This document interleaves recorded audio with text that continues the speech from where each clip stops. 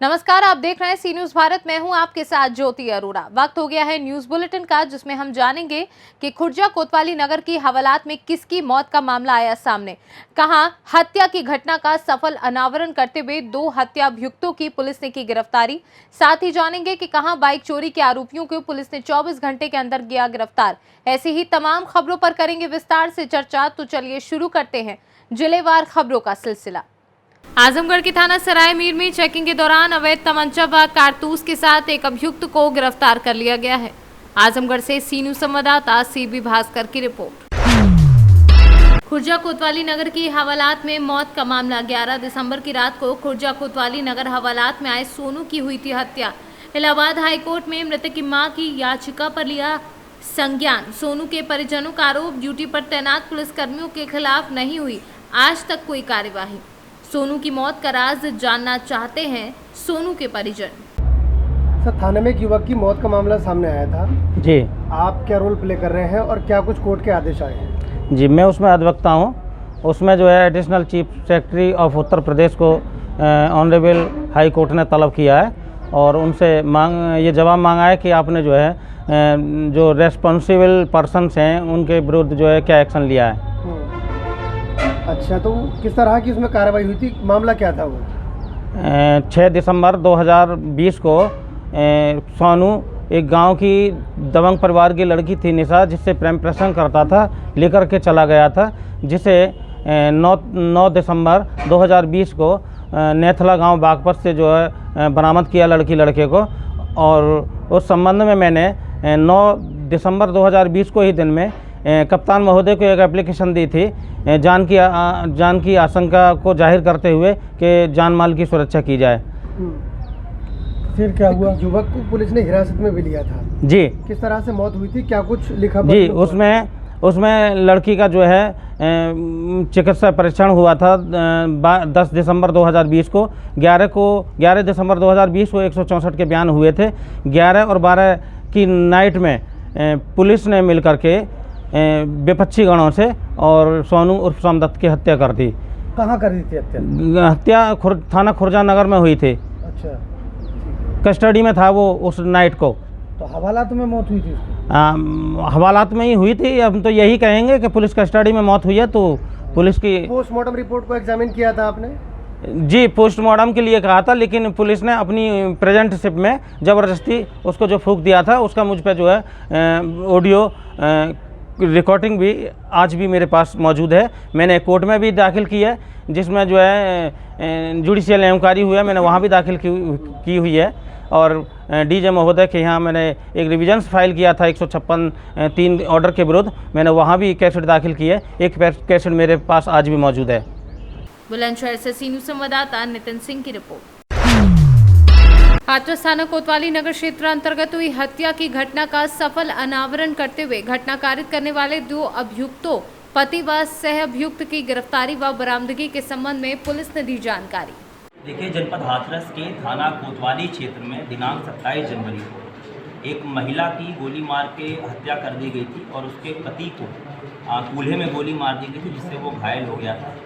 इस घटना के संबंध में उनके परिजनों द्वारा 3 व्यक्तियों को, जो उनके विपक्षी थे और जिनसे उनके पैसे के लेन देन को लेकर रंजिश चली आ रही थी, उन्हें नामजद करते हुए हत्या का मुकदमा थाना कोतवाली में पंजीकृत कराया गया था। इस घटना के सफल अनावरण हेतु मेरे निर्देशन में सीओ सिटी के नेतृत्व में 3 टीमों का गठन किया गया था, जिसमें एसओजी और सर्विलांस टीम भी लगाई गई थी। इन सभी टीमों के अथक मेहनत और प्रयास के उपरांत इस घटना का सफल अनावरण हाथरस पुलिस द्वारा किया गया है, जिसमें 2 अभियुक्त गिरफ्तार किए गए हैं। इसमें से एक अभियुक्त दिनेश है, जो मृतका भावना का पति है, जो उस घटना में घायल दर्शाया गया था। इसके अतिरिक्त एक रियाज नाम का अभियुक्त इसमें गिरफ्तार हुआ है। इनके कब्जे से जो घटना में प्रयुक्त असलहा है, अवैध पिस्टल, वो भी बरामद किया गया है। पूछताछ में इन अभियुक्तों द्वारा बताया गया है, दिनेश, जिसकी पत्नी की उस घटना में मृत्यु हुई थी, उसका कुछ लोगों से रुपए के लेन देन को लेकर विवाद चल रहा था और वो उनसे रंजिश मानता था। और इसी क्रम में उसका अपनी पत्नी से भी काफ़ी इस संबंध में झगड़ा हुआ था और वो बहुत ही ज़्यादा तनाव में रहता था। इस चीज़ को लेकर उसने इस पूरी घटना को कारित करने की योजना बनाई और अपने 2 साथियों मनोज और रियाज का उसने साथ लिया, उन्हें सारी समस्या बताई और इन लोगों ने योजना बनाई कि एक घटना कारित करके अपने विपक्षियों को हम इसमें जो है नामजद कर देंगे, झूठे मुकदमे में फंसा देंगे और बाद में हम उनसे जो है अपनी दुश्मनी निकाल लेंगे। इस योजना को कारित करने के लिए दिनांक 27 जनवरी की रात रियाज द्वारा और ये जो अभियुक्त इसमें दिनेश है, इनके द्वारा योजनाबद्ध तरीके से घटना को कारित किया गया, जिसमें भावना नाम की महिला की जो दिनेश की पत्नी है उसकी मृत्यु हो गई। इसके संबंध में हत्या का मुकदमा दर्ज था। दिनेश और रियाज को गिरफ्तार कर लिया गया है। एक अभियुक्त इसमें अभी वांछित है, मनोज, शीघ्र ही उसको भी गिरफ्तार कर लिया जाएगा। इन तीनों अभियुक्तों के खिलाफ पुलिस द्वारा आवश्यक वैधानिक कार्रवाई की जा रही है। हाथरस से सी न्यूज़ संवाददाता प्रशांत अग्रवाल की रिपोर्ट। आज युवा केंद्र कैमूर के तत्वाधान में चल रहे नमामि गंगे कार्यक्रम प्रशिक्षण के तीसरे दिन सभी प्रतिभागी सुबह 5 बजे नित्य क्रिया से निवृत्त होकर योगा सत्र में भाग लिया।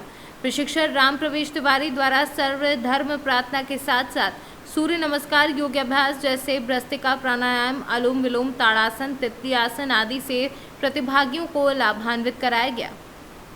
कैमूर से सी न्यूज़ संवाददाता ओम प्रकाश तिवारी की रिपोर्ट। संभल में आए दिन चोरी जैसे मामले रुकने का नाम नहीं ले रहे हैं। बाइक चोरों के भी हौसले बुलंद हैं। घटना को अंजाम देने में बिल्कुल नहीं हिचकते। मामला बबराला पेट्रोल पंप से सामने आया है, जहां 4 चोरों ने बीती रात बाइक को सूना घर देकर चोरी कर ले गए, जिसकी सारी वारदात कैमरे में कैद हो गई। जिसके बाद गुन्नौर पुलिस जांच पड़ताल में जुट गई है और चोरी की गई बाइक समेत 2 आरोपियों को घटना के 24 घंटे से पहले ही गिरफ्तार कर लिया है, जबकि उनके 2 साथी अब भी फरार चल रहे हैं। मेरा नाम राम सेवक है। अच्छा, क्या था पूरा मामला? ये चोरी मामला बता ये था कि परसों रात में ड्यूटी पर था रात को, तो ये लगभग 1:45 पे आए थे पंप पर और उसके बाद मैं थोड़ा आराम करने लगा। आराम करने के बाद ये लोग आए, 4 लोग एक मोटरसाइकिल पर थे और बाइक का स्विच काट कर और चोरी करके ले गए इसे। आपको कैसे पता चला? मैं जब लगभग 1 बजे उठा वहाँ से पेशाब करने के लिए, तो देखा तो बाइक नहीं थी वहाँ पर। क्या करते हो पेट्रोल पंप पर? क्या काम करते हो आप? पेट्रोल पंप पर मैं सेल्समैन का काम करता हूँ। तो इसमें किसी को गिरफ्तार किया है? अभी 2 लोग पकड़े गए हैं। नहीं, कैमरे में जो कैद हुई थी उनकी वारदात कैसे पता चला आपको? अच्छा, वो ऐसा था कि जब मैंने कैमरा खोल के देखे वहाँ के कैमरे में देखा था, तो ये 4 लोग थे बाइक पर और बाइक उठा रहे थे।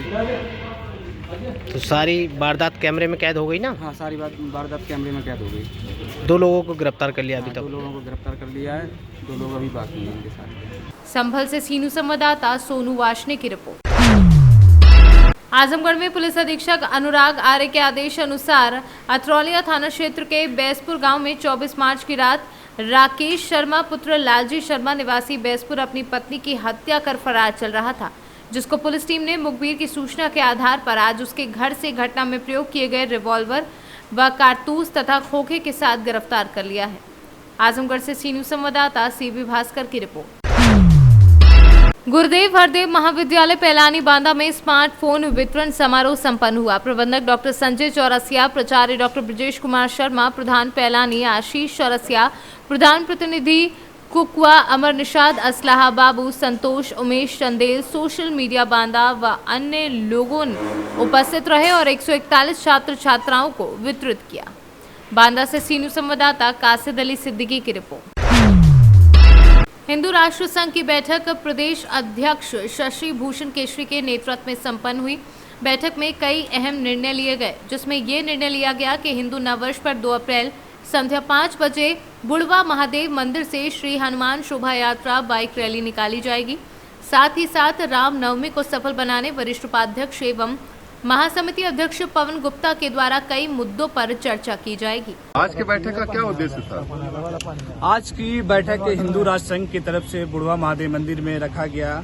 हिंदू नव वर्ष को सभी हजारीबाग से आग्रह करते हैं कि सभी अपने छत पे एक भगवा झंडा लगाए और हिंदू राष्ट्र संघ की तरफ से हनुमान शोभा यात्रा बुढ़वा महादेव मंदिर से 4:30 बजे शाम को पूरा हजारीबाग टाउन भ्रमण किया जाएगा। कब किया जाएगा ये? हिंदू नव वर्ष 2 तारीख को शाम 5 बजे। आपका परिचय? हिंदू राष्ट्र संघ झारखंड प्रदेश अध्यक्ष शशि भूषण केशरी। झारखंड से सीनू संवाददाता परमानंद कुमार राणा की रिपोर्ट।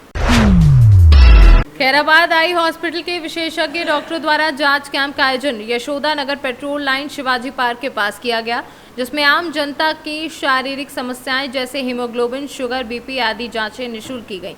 आयुष्मान कार्ड धारकों का निःशुल्क ऑपरेशन किया जाना भी तय किया। कैंप में सुबह 8 बजे से शुरू होकर दोपहर 12 बजे तक चला। वहीं कैंप में लगभग 100 मरीजों की जाँच की गई।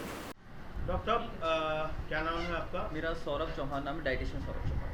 अच्छा, आज ये जो निःशुल्क कैंप है इस पर आप किस तरह की मरीजों को जांच कर रहे हैं और किस तरह की सुविधाएं मरीजों को देंगे आप, उसके बारे में बताएं। हमारी तरफ से कोशिश ये है कि हम आँखों के संबंध में और जिन मरीजों को पूर्ण रूप से पता नहीं होता है कि उन्हें क्या खाना है क्या नहीं खाना है। आजकल मरीजों जैसे आज हमने 50 मरीज़ के आसपास देखा है, जिन मरीजों को लगा है कि जिनमें हाइपरटेंशन, जिन मरीजों को बहुत ज़्यादा है, बीपी बढ़ा हुआ रहता है उनका हमेशा, और शुगर की समस्या बनी रहती है।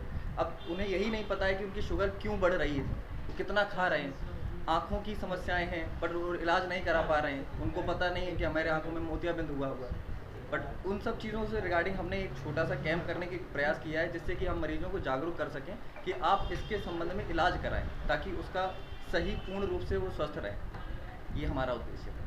अच्छा डॉक्टर साहब, जैसे कि मोतियाबिंदु जैसा आपने कहा कि हम उसकी भी जांच कर रहे हैं, तो क्या इस जांच के बाद जैसे कि कुछ लोग हैं जो गरीब हैं, उनको क्या ऑपरेशन में किसी तरह की मदद आप लोगों से मिलेगी? प्रयास यही है अभी तो। ये जो पहला प्रयास ये है कि जिनके पास में आयुष्मान, जो सरकार द्वारा चलाई गई है योजना, जिसमें आयुष्मान कार्ड धारक जितने भी हैं उनको तो हम कोशिश कर रहे हैं कि बिल्कुल इलाज उनका फ्री में रहेगा, उनका ऑपरेशन फ्री में रहेगा। और उन सब के बाद में जो हमारी तरफ से जो मैक्सिमम सुविधाएं जो हम उनको प्राप्त करवा पाएंगे, उनका भी हम लोग उस पर भी हम लोगों की चर्चा चल रही है। अच्छा डॉक्टर साहब, ये कैंप आप समय समय पर देते रहते हैं? हाँ बिल्कुल, अभी हमारा यहाँ पर पहला कैंप है, फिर हम आगे कैंप करेंगे, आगे भी कैंप होगा। जांच कैंप आपने लगवाया जी, उस पर किस तरह का जांच कैंप है, इसके बारे में? इसमें जांच में शुगर भी है, हीमोग्लोबिन फ्री है, बीपी है, और आपका डॉक्टर साहब हमें डाइटिशियन साहब बताते हैं कैसे क्या खाना है क्या रहना है, वो डॉक्टर सौरभ बताएंगे हमारे बताते हैं। और डॉक्टर पंडित जी हमारे जो हैं ये बताते हैं, आँखें चेक कर रहे हैं कि आँखों में दिक्कत है क्या नहीं, बताते हैं मोतियाबिंद है कि नंबर बड़ा है क्या नहीं है, और बाकी निःशुल्क सेवा के साथ पहुँच कर रहे हैं। ये जांच कैंप जो है ये पहली बार किया है, आयोजित किया है। पहली बार आयोजित किया है। इसका उद्देश्य कि लोगों को उसके बारे में कुछ पता है, लोगों को पता चले कि कुछ शुगर है कि नहीं है।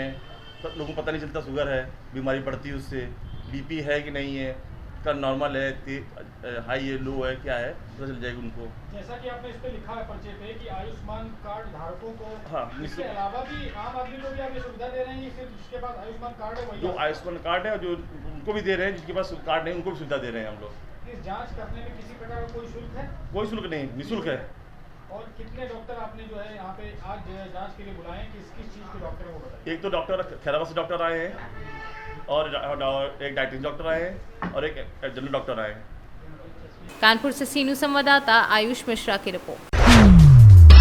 हेरहंज प्रखंड के भंडार चौक के पास बिदिर मोड़ के सामने मनोज यादव के घर में शांति शिक्षा निकेतन आवासीय विद्यालय का शुभारंभ हुआ। सबसे पहले मुख्य अतिथि हेरहंज पंचायत के मुखियापति मंगलदेव उरांव ने विधिवत फीता काटकर इस विद्यालय का उद्घाटन किया। वहीं इस विद्यालय में प्री नर्सरी से 7 कक्षा तक अनुभवी शिक्षकों द्वारा पढ़ाई कराई जाएगी। साथ ही इंदिरा गांधी हजारीबाग नेतरहाट नवोदय आवासीय तथा मॉडल विद्यालय की भी परीक्षा की विशेष तैयारी कराई जाएगी।